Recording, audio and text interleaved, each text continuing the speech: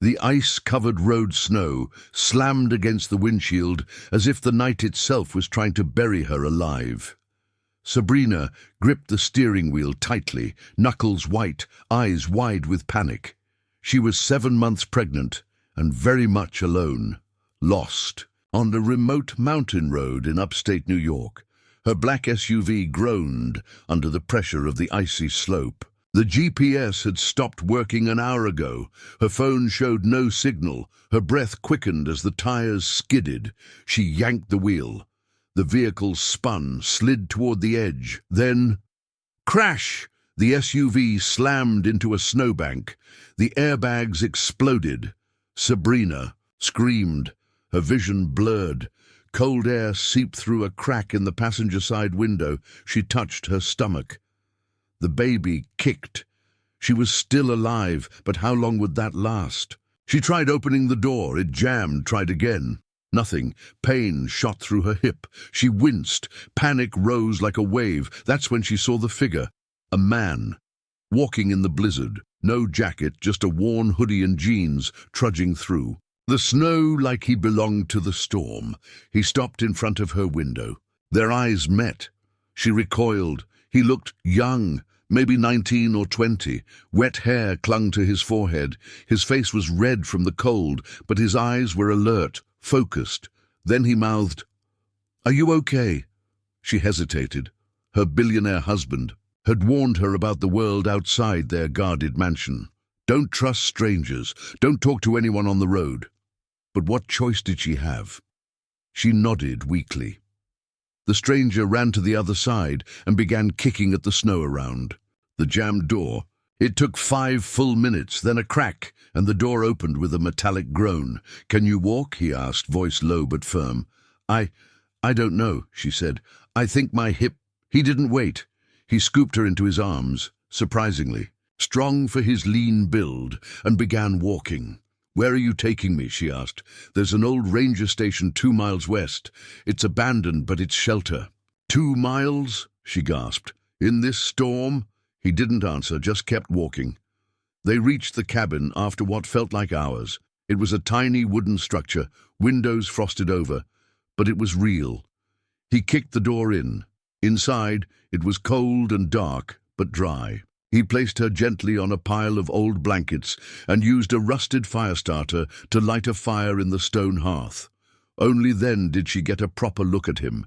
He had scratches on his hands. His fingers were blue at the tips, but he didn't complain. He offered her an old thermos filled with water and opened a can of soup with a pocket knife. "I'm Sabrina," she said, once the fire warmed her skin. He looked at her. "Jaden, thank you for saving me." Jaden nodded but didn't smile. "You shouldn't be out here." "I didn't mean to be. I was driving back from a charity event. I got lost." "Rich people don't usually take the mountain pass," he said quietly. She flinched. Yes, my husband is wealthy, but I'm just a person." He looked at her belly. "You're also pregnant." Sabrina exhaled. "Due in 2 months. A girl." Jaden nodded and leaned back against the wall. That night, the storm howled outside. Inside, Jaden never slept. He sat awake, poking the fire, glancing at the boarded windows like he was watching for something. Sabrina barely slept either. Her thoughts spun in circles. Who was this young man? Why was he out here in a blizzard, alone and without proper clothes? He had no phone, no bag, nothing. And he barely spoke. By morning, the snow had stopped, but the tension hadn't. Jaden stood and walked to the window, peeling back the corner of a curtain. He froze. Sabrina sat up. "What is it?" He didn't answer. Just turned and said, "We need to go. Now." "Why? What's wrong?" "They're looking for me."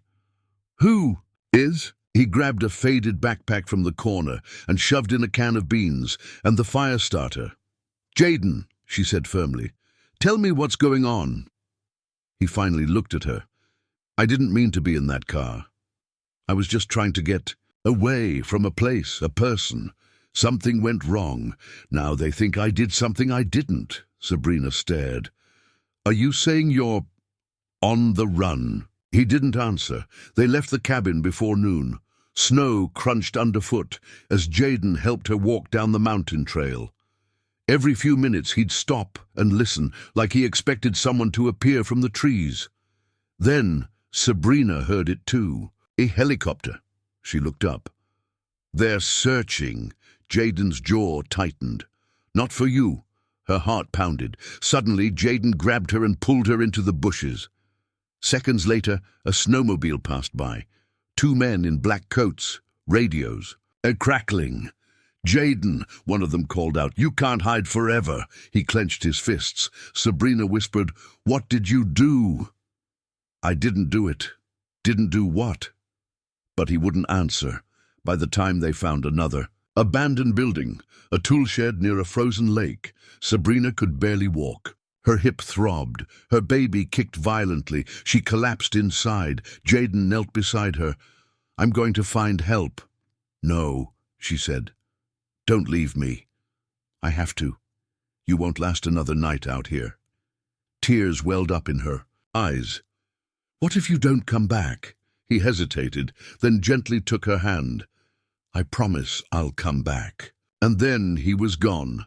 Hours passed. The cold crept in again. Sabrina wrapped herself in an old tarp and prayed. She thought about her husband, Elliot, the billionaire tycoon who was likely losing his mind trying to find her. But she also thought about Jaden, the stranger who saved her life and whose eyes carried a storm deeper than the one outside. Suddenly, she heard footsteps. The door creaked open, but it wasn't Jaden. 2 men stepped inside, the same ones from the snowmobile. "There she is," one of them said. "You've caused quite the mess, lady." Sabrina's blood ran cold. "Who are you?" The taller one smiled. "Let's just say we work for people who want Jaden found, and you're going to help us." "I don't know where he is," she said, trembling. "Then you better hope he doesn't come back," the second man said, "or neither of you are making it out of this forest." A stranger's past, a life at risk. Sabrina didn't move, couldn't. The 2 men stood in the shadows of the tool shed, their presence heavier than the bitter cold surrounding her. One held a flashlight, the other casually rested his hand near a pistol at his waist. "You don't want to do this," she said, her voice low but shaking. "We don't?" The taller one replied, smirking. "You think that belly's going to protect you? I'm pregnant, I need help, let me go. You'll get help once Jaden's found. I told you I don't know where he is." The shorter man walked up to her, crouched down. "Then you're bait. Just sit still, he'll come back." She looked around the small tool shed. No windows, no phone, no weapon. Her hips still ached, and her strength was fading.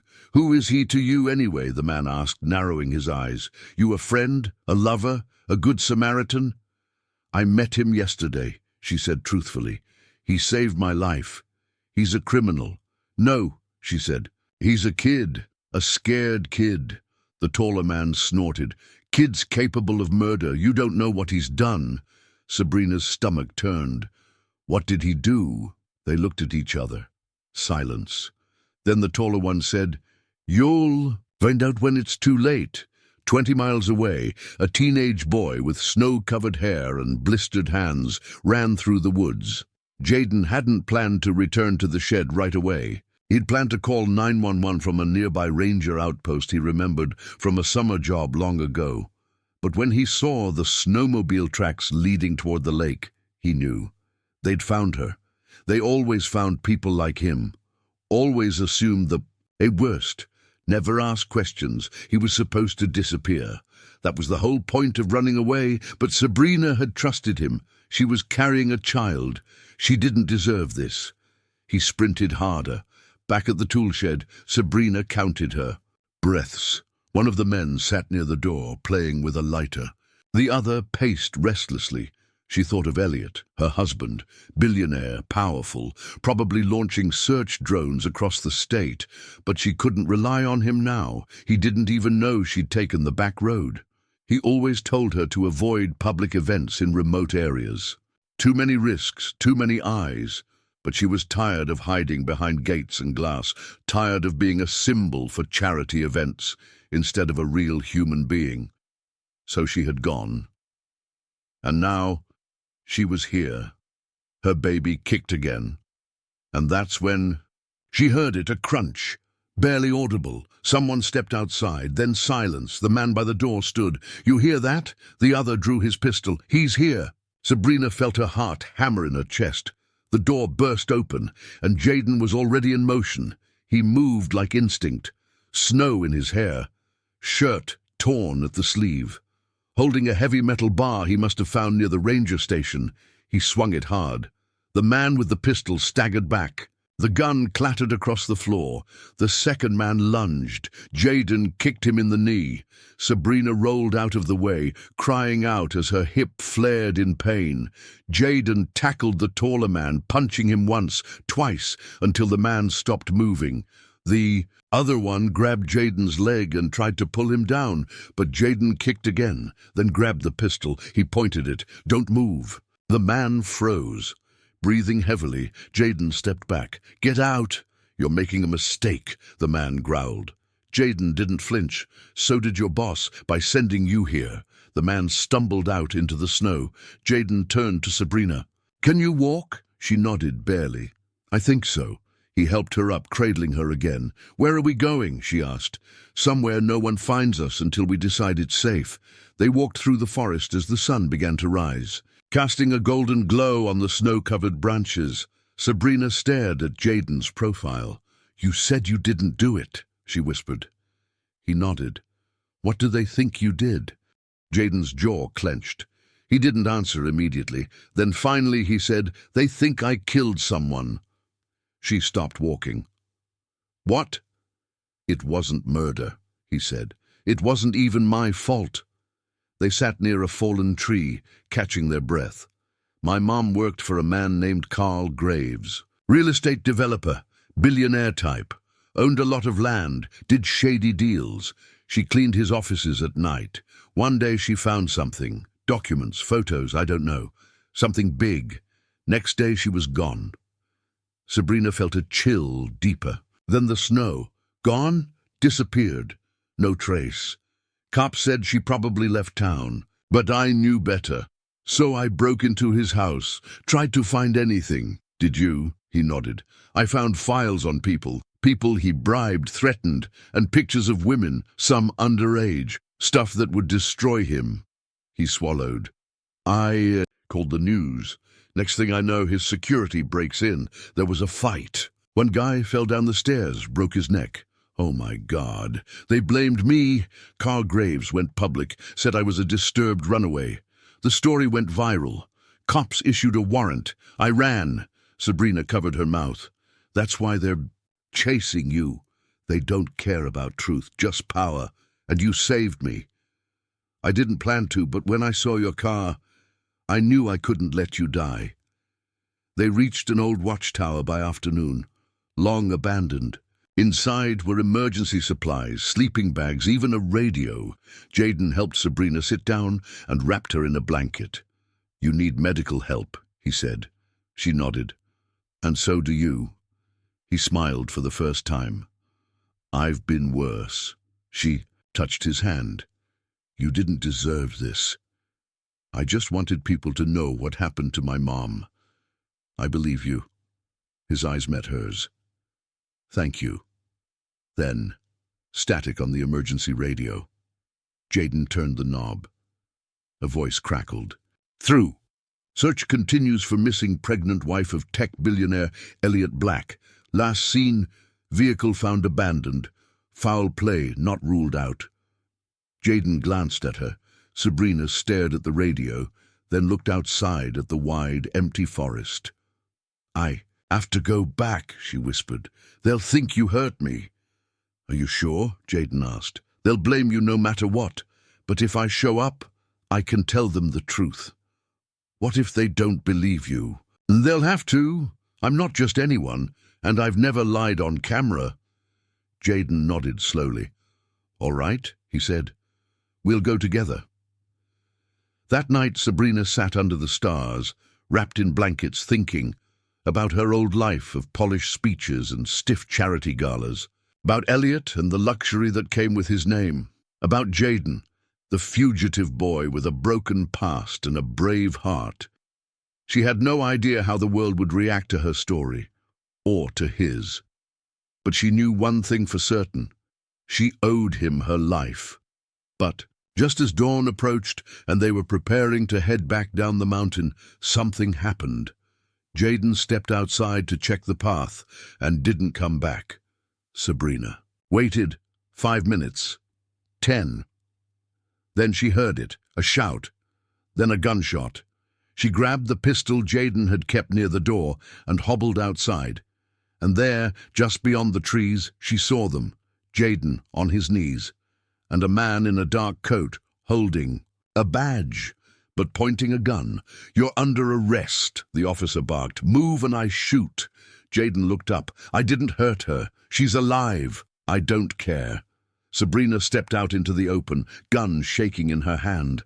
"Let him go," she shouted. The officer turned. "Ma'am, step back." "I'm the woman you're looking for," she screamed. "He saved my life. He didn't kidnap me. He protected me." The officer hesitated. Then another shot rang out. The truth doesn't always win. The shot echoed through the forest like thunder. Birds exploded from trees. Sabrina's heart nearly stopped. She stumbled forward, eyes scanning the snowy clearing where Jaden had been kneeling. The officer was now yelling into his radio, but Jaden, he was still there, still alive. The bullet hadn't hit him. It had been a warning shot. Sabrina let out a shaky breath. Her legs almost gave out under her. She gripped the pistol tighter and limped closer. "I said back off, ma'am." The officer barked again, gun still trained on Jaden. "I'm telling you, he's not a criminal," Sabrina cried, standing between them now. "He saved my life. He didn't kidnap me. He found me after I crashed my car." "He's a suspect in a homicide investigation," the officer snapped. "And you're clearly under duress. Put the weapon down." She did, slowly. The pistol dropped into the snow. Then she raised her voice. "I'm Sabrina Black, wife of Elliot Black.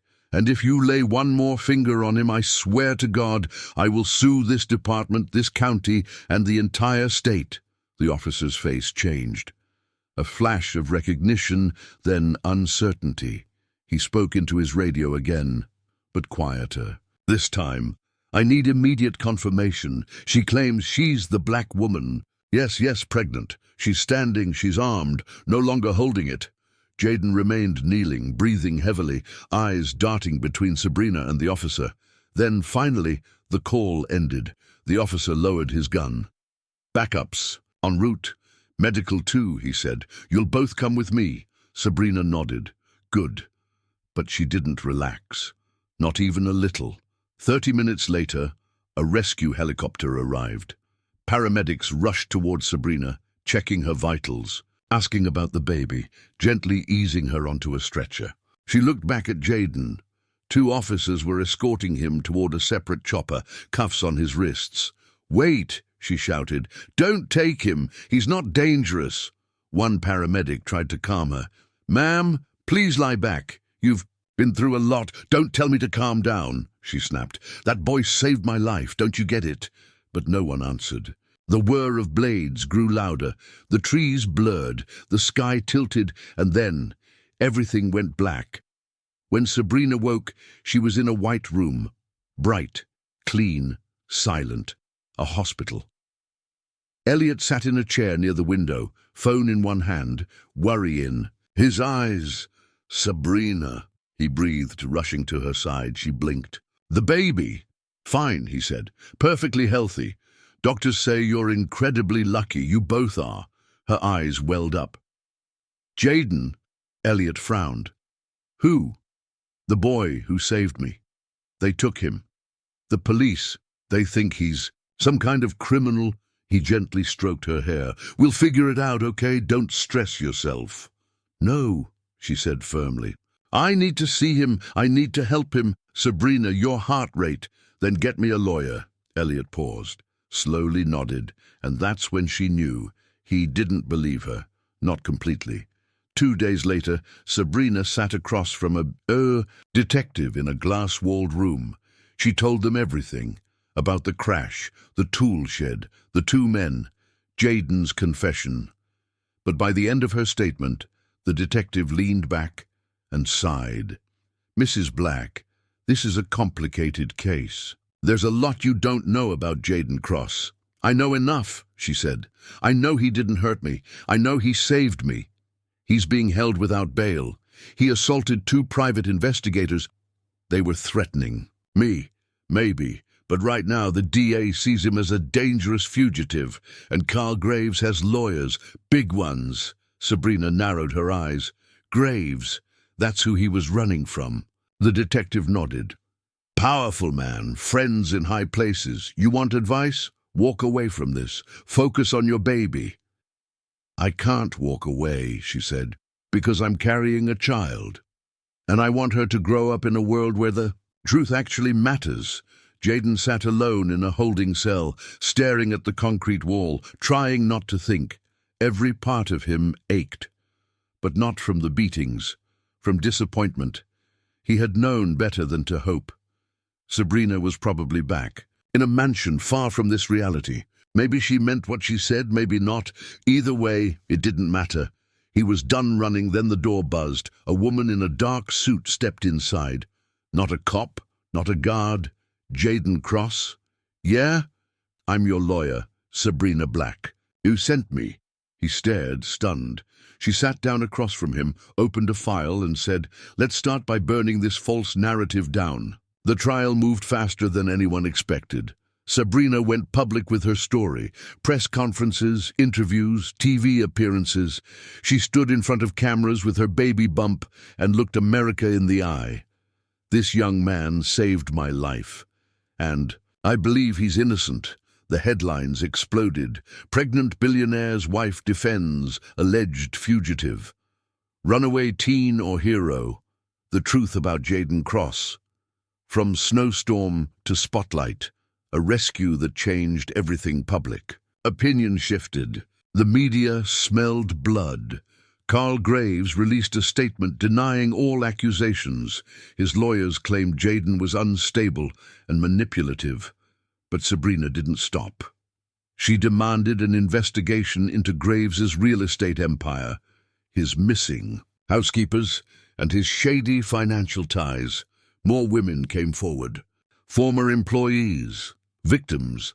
The case exploded. In court, Jaden finally told his story, raw, emotional, unfiltered. He spoke about his mother's disappearance, about the break-in, about the files he tried to leak, about the body at the bottom of the stairs. "I didn't push him," he said. "He tried to stop me. We fought, he slipped, and then Carl Graves told the world I was a monster." The courtroom held its breath. Then Sabrina stood. "I saw him risk his life for mine, with no reason to trust me. No one told him to help me. He just did it. And if that's a monster, then I don't know what a hero is." The verdict came down. Jaden Cross was found not guilty on all charges. The room erupted. Sabrina wept. Outside, reporters swarmed her. Elliot held her hand, but something in his grip had changed, like he was holding a stranger. Later that night, alone on the balcony of their penthouse, Sabrina finally spoke the truth. "I think I want a divorce." Elliot looked stunned. "Because of him?" "No," she said. "Because of me. I don't want to live in a world that's all glass and money. I want to live in one where people like Jaden get second chances, and where my daughter can grow up believing in doing the right thing." 6 months later, in a sunlit cafe on the outskirts of the city, Sabrina met Jaden again. He looked different, stronger, warmer, free. He smiled as she walked in with a baby carrier. "You named her Grace?" he asked, peeking inside. She nodded. "Because that's what saved me. A little grace, a little humanity." He laughed softly. "She looks like you. They sat together for a while, sipping tea, talking about everything and nothing. Then she reached into her bag and pulled out an envelope. "What's this?" he asked. "Keys to an apartment paid for a year, in your name." Jaden stared at her. "I can't take this." "You already gave me something more valuable," she said. "My life, my daughter's life." He swallowed hard. "I don't know what to say." "Then don't," she smiled. "Just promise me you'll use it, build something, be someone." "I will," he said. "I already am." Redemption, revelations, and the unseen request. The gentle hum of the city was a far cry from the howling blizzard and silent forests Sabrina had escaped only months ago. The penthouse balcony she once called home was replaced by a modest apartment, with sunlit windows and worn wooden floors. It was Jaden's new beginning, a place bought for him by the woman whose life he saved, Sabrina. They had come a long way since that icy night. Early morning light spilled through the curtains as Jaden sat at the small kitchen table, a cup of black coffee warming his hands. Grace, Sabrina's daughter, now 4 months old, cooed softly in her crib nearby. Jaden had never imagined himself in this role, a protector, a guardian, a part of something bigger than himself. A knock on the door startled him. It was Sabrina. She stepped in, carrying a folder thick with papers. Her face was calm but serious. "Morning," she said softly. "Morning," Jaden replied. "What's all this?" Sabrina set the folder down. "It's paperwork about your case." He raised an eyebrow. "I thought it was closed." "Legally." "Yes, but there's more to fix. Carl Graves is still out there, and he's dangerous." Jaden frowned. "You want to go after him?" "Not just me. We need to." She slid the folder closer. "Look at this. Financial records, real estate deals, missing persons reports. Carl's empire is built on lies and fear." Jaden's fingers traced the edge of the paper. "We can expose him for good, but it won't be easy." Jaden's phone buzzed, a message from an unknown number. "We're watching. Stop digging, or you lose everything." His heart raced. Sabrina looked at the phone. "Threats already?" Jaden nodded. "I'm ready." Weeks passed. They worked tirelessly, late nights poring over files, meeting whistleblowers, gathering evidence. Grace's laughter filled the apartment, a reminder of what they were fighting for, but the closer they got, the more dangerous it became. One evening, as Sabrina left the apartment to meet a source, Jaden noticed a black car parked across the street. A man inside was watching. Jaden's instincts screamed. He called Sabrina, warning her to be careful. She smiled. Always the protector. One stormy night they received a call. A witness wanted to talk. They met in a secluded diner. The witness was trembling. "Carl Graves, he's planning something, a cover-up. Someone's going to disappear." Jaden clenched his fists. "Not again." Back at the apartment, the power went out. Darkness swallowed the rooms. Jaden grabbed a flashlight and checked the locks. Sabrina's voice was steady, but worried. "We're not alone." Footsteps, a window shattering. Jaden pushed Sabrina behind. Him, a masked figure, lunged. Jaden fought back fiercely, protecting Sabrina and Grace. The attacker fled, but left a message scrawled on the wall in red paint. "Stop or else." The threat only strengthened their resolve. They took their evidence to the authorities and a major news outlet. The story broke like a storm. Carl Graves was arrested. Weeks later, in the quiet after the chaos, Sabrina made her shocking request. She sat Jaden down. "Jaden, I want you to raise Grace." Jaden blinked. "What?" "My marriage is over," she said softly. "Elliot and we want different lives. I can't be both a mother and a prisoner of the life I had. I'm not qualified. You're the bravest man I know." The weight of her words sank in. Jaden looked at Grace, sleeping peacefully. "I'll do my best." The story ends not just with justice, but with hope, a woman who chose courage over comfort, a boy who turned survival. into strength and a promise that even in the darkest storms, humanity shines brightest.